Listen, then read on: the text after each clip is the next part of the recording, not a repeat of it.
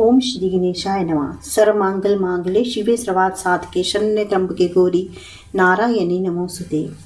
नवरात्र व्रत कथा प्रारंभ। बृहस्पति जी बोले, ब्रह्मा जी, आप अत्यंत बुद्धिमान, सर्वशास्त्र और चारों वेदों को जानने वाले श्रेष्ठ हो। हे प्रभु, कृपा कर मेरा वचन सुनो। चैत्र, अश्विनी, माघ और आषाढ़ के शुक्ल पक्ष में नवरात्र का व्रत और उत्सव क्यों किया जाता है? हे भगवान, इस व्रत का क्या फल है? किस प्रकार करना उचित है? और इससे पहले व्रत को किसने किया? सो विस्तार से कहो। बृहस्पति जी का ऐसा वचन सुनकर ब्रह्मा जी कहने लगे, हे बृहस्पति, प्राणियों के हित करने की इच्छा से तुमने बहुत अच्छा प्रश्न किया। जो मनुष्य मनोरथ पूर्ण करने वाली दुर्गा, महादेव, सूर्य और नारायण का ध्यान करते हैं, वे मनुष्य धन्य हैं। ये नवरात्र का व्रत संपूर्ण कामनाओं को पूर्ण करने वाला है।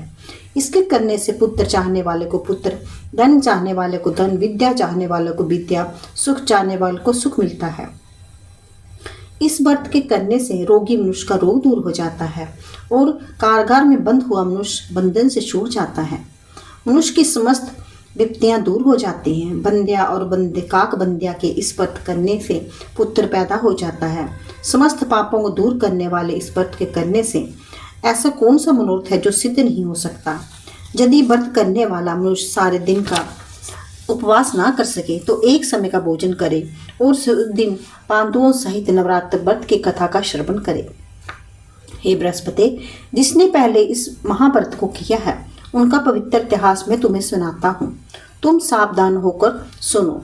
इस प्रकार ब्रह्मा जी का वचन सुनकर बृहस्पति जी बोले, हे ब्राह्मण, मनुष्यों का कल्याण करने वाले इस व्रत को कहो।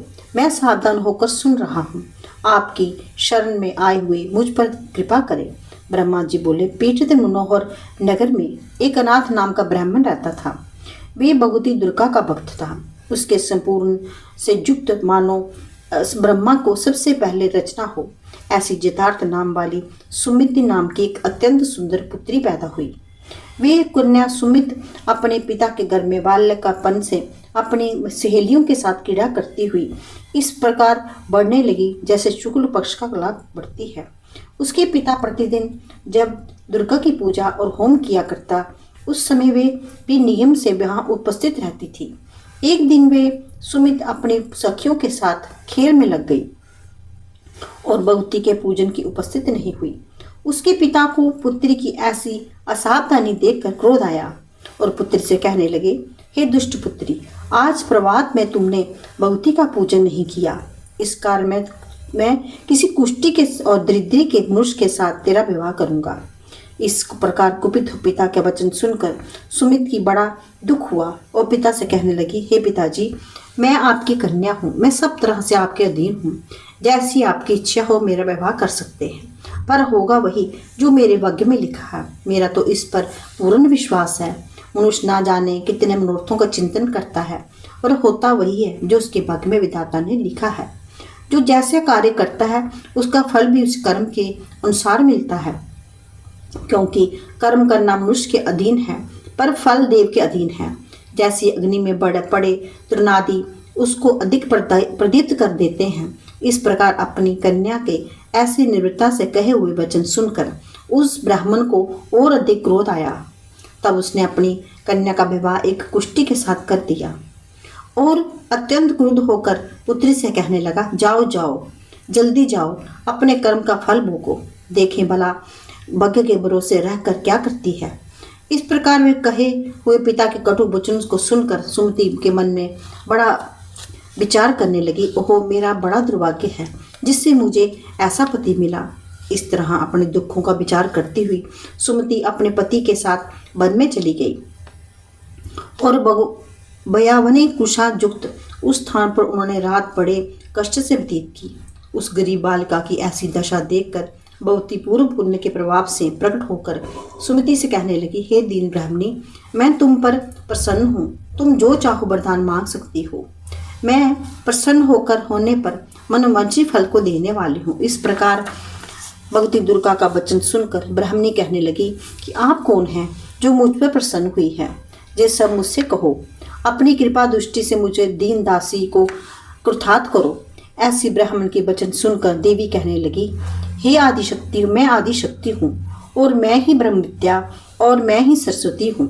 मैं प्रसन्न होने पर प्राणी को दुख दूर कर सकती हूँ, उसे सुख प्रदान करती हूँ। हे ब्राह्मणी, मैं तुझ पर तेरे पूर्व जन्म के पुण्य के प्रताप से प्रसन्न हूँ। तुम्हारे पूर्व जन्म में का वृतांत सुनाती हूँ, सुनो।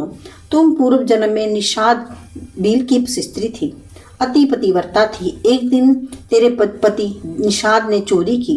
चोरी करने के कारण तुम दोनों को सिपाहियों ने पकड़ लिया और ले जाकर जेल खाने में कैद कर दिया। उन लोगों ने तुझे और तेरे पति को भोजन भी नहीं दिया। इस प्रकार नवरात्र के दिनों में तुमने कुछ खाया और ना ही जल पिया, इसलिए 9 दिनों तक नवरात्र का व्रत हो गया।